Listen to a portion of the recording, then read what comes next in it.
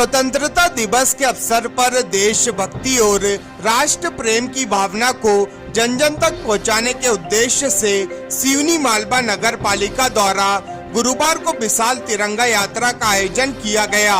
तिरंगा यात्रा में बड़ी संख्या में नगर वासियों, जन प्रतिनिधियों, अधिकारियों और सामाजिक संगठनों के लोगों ने उत्साह पूर्वक भाग लिया।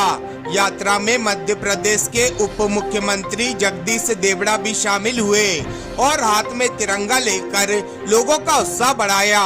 तिरंगा यात्रा का शुभारंभ उपनगरी बारापुरा स्थित ओवर ब्रिज से किया गया। यात्रा शुरू होते ही पूरा क्षेत्र देशभक्ति के नारों और तिरंगे से सराबोर नजर आया। बड़ी संख्या में लोग हाथों में तिरंगा लेकर यात्रा में शामिल हुए। युवाओं में विशेष उत्साह देखने को मिला। यात्रा के दौरान देशभक्ति गीतों और नारों के बीच लोगों ने भारत माता के जयकारे लगाए।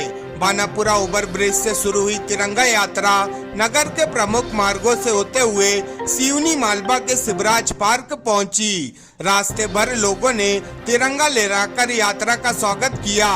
यात्रा में शामिल लोगों के हाथों में लहराते तिरंगे और देशभक्ति के नारों ने स्वतंत्रता दिवस से पहले नगर में राष्ट्रभक्ति का माहौल बना दिया। यात्रा के दौरान लोगों में काफी उत्साह दिखाई दिया। नगर वासियों ने भी जगह जगह यात्रा का स्वागत किया। बड़ी संख्या में महिला, पुरुष और युवा इस आयोजन का हिस्सा बने। तिरंगा यात्रा के शिवराज पार्क पहुंचने के बाद शहीदों को श्रद्धांजलि अर्पित की गई। उपस्थित लोगों ने देश की आजादी के लिए अपने प्राणों का बलिदान देने वाले वीर शहीदों को नमन किया। इस दौरान देश की एकता, अखंडता और राष्ट्र प्रेम का संदेश भी दिया गया।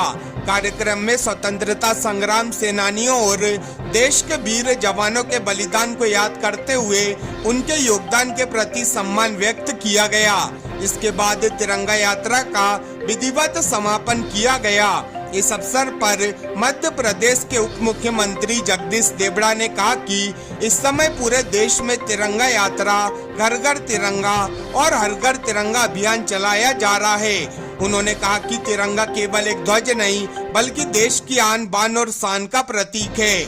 उप मुख्यमंत्री ने कहा कि मैं अपील करूंगा कि हिंदुस्तान का हर परिवार अपने घर पर तिरंगा लगाए और गर्व महसूस करे।